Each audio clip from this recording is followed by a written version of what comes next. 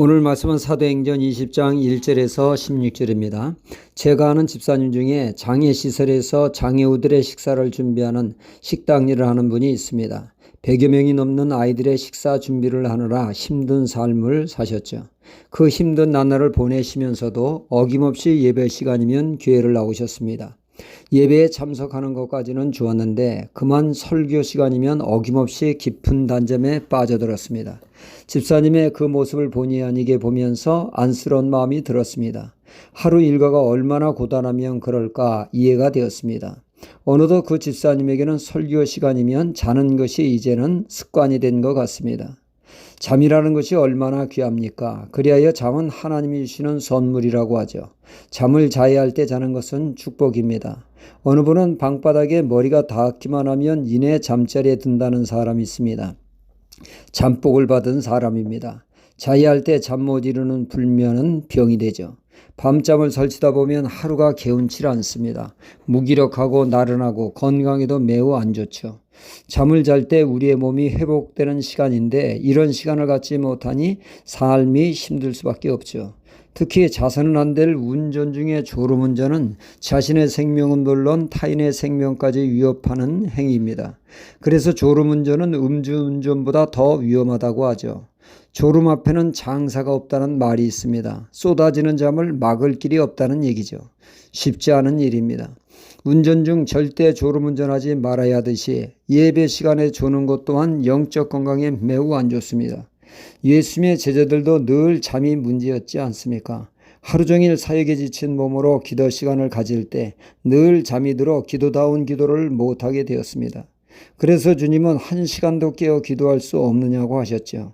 시험 들지 않게 깨어 있어 기도하라고 하셨습니다. 그리스도인들에게 있어 기도 시간에 졸리는 거, 특히 예배 시간이면 자신도 모르게 잠이 오는 거, 말 못할 고민이 아닐 수 없습니다.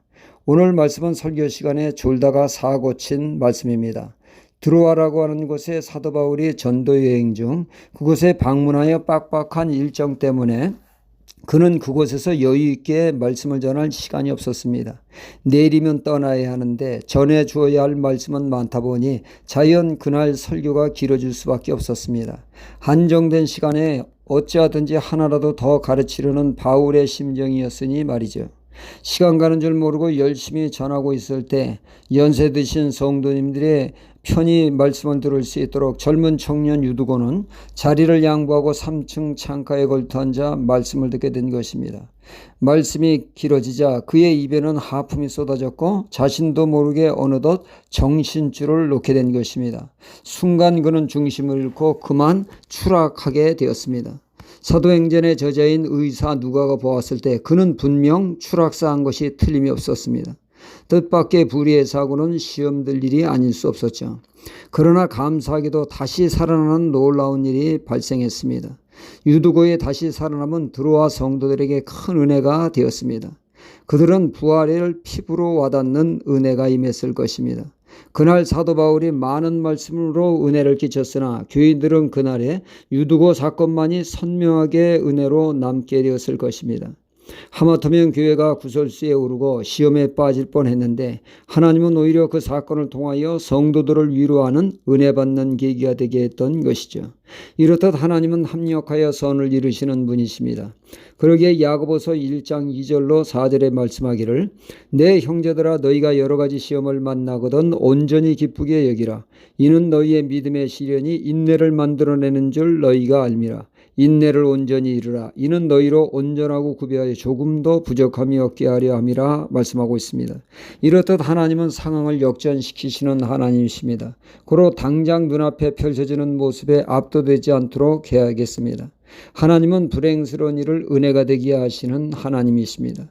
요셉을 보면 그는 절제 형들에 의해 종으로 팔려가 불행의 나락에 떨어졌으며 억울하게 옥살이라는 인생 막장을 경험하게 되나 하나님은 놀랍게 그곳에서 역사하셨고 도저히 길이 보이지 않는 그곳에 길을 내셨습니다.